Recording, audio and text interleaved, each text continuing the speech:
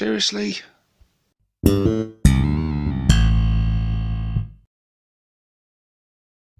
Hey guys, and welcome to this Ork Tactics video with myself, 6+ Stevo. In this one we are taking a look at Zodgrod Wortsnagga.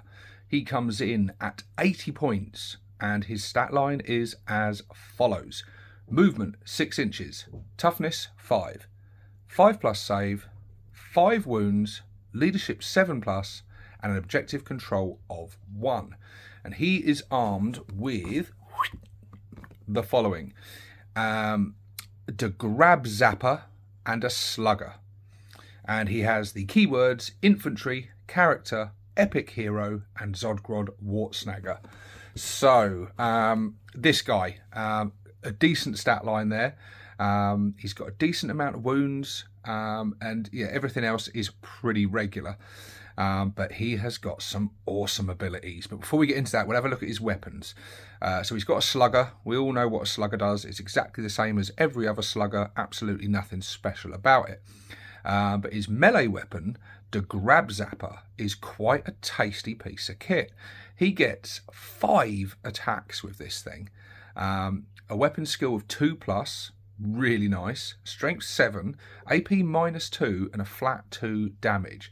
So straight away we can see he's a bit of a beast in combat. He's got a really nice weapon and a good amount of attacks.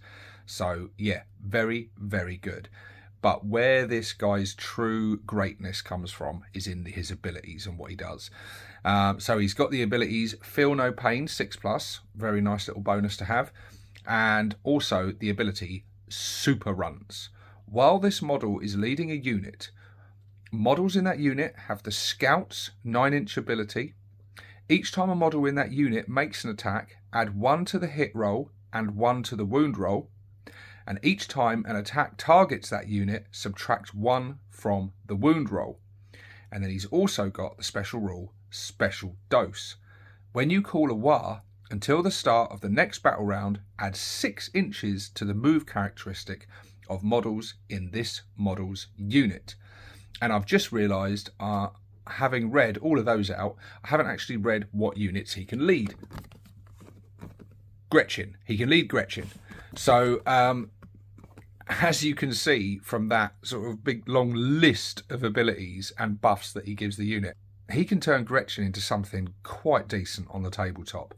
So let's go through these one by one. So first of all, gives them the scout ability. This is really, really useful. So before the game begins, the unit he's leading can move 9 inches. So this is a really, really nice ability to have with the Grots while using their Thieving Scavengers ability. It's just one way you can use it. It means that they can get on to one of those objectives early on. So at the start of their first turn, they've got that chance to claim some extra CP for being on that objective. Very, very nice indeed. It means you don't have to leave them out there exposed and then your opponent gets first turn and then shoots them off the objective. It means you can sort of hide around the corner, use this scout ability to nip round there and get onto the objective. That's just one way you can use it.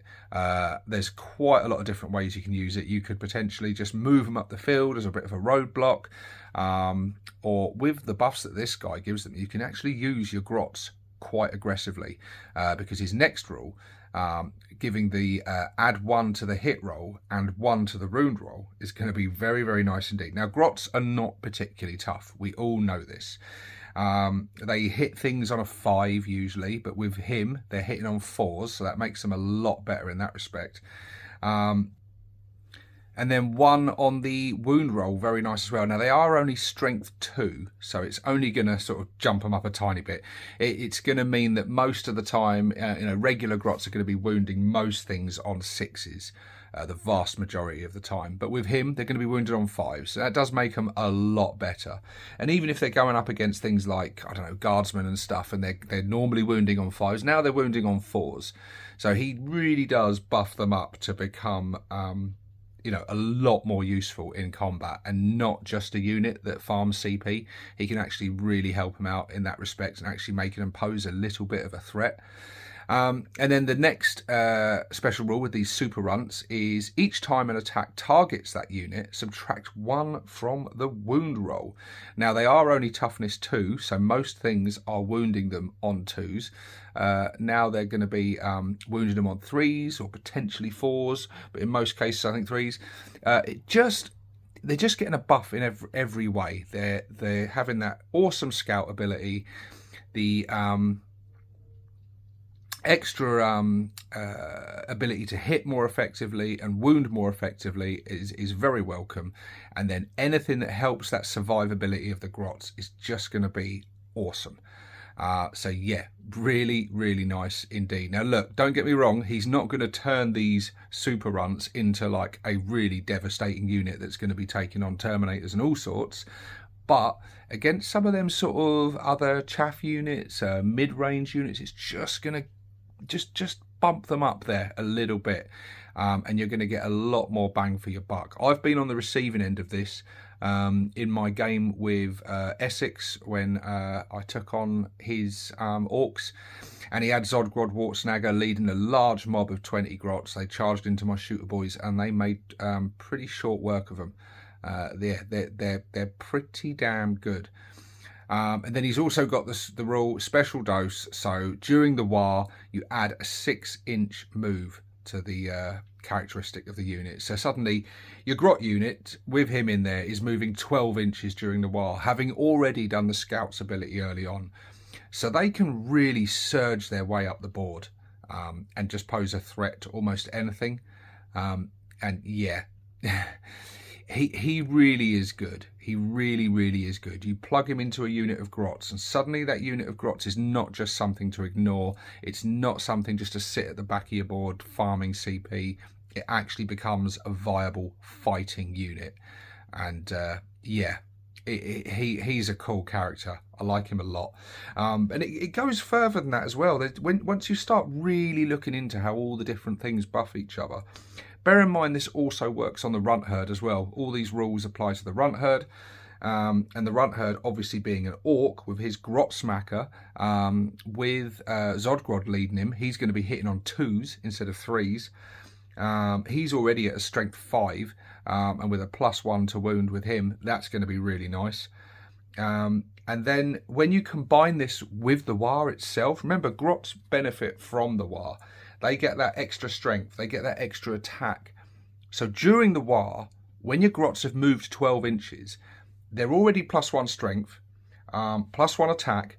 So they're now on strength 3. And then they're going to get that buff that he gives them with the +1 on the wound roll.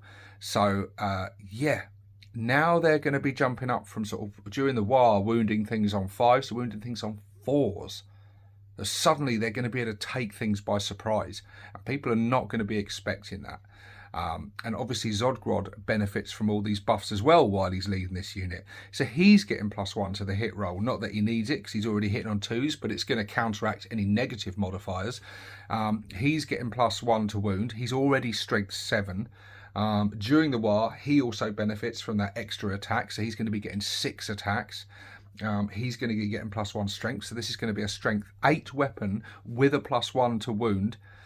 It all starts to look really good, and you can really see how this unit can sort of just charge across the board, get supercharged during the war, having had that special dose, and cause some serious problems and just take people by surprise.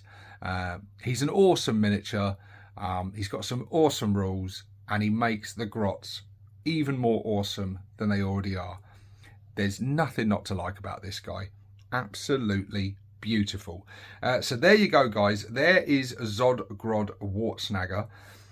Next up, where do we go next up? I think we should take a look at this fella, the Humble Mech Boy. Join me on that one, guys. This is 6+ Stevo, signing out.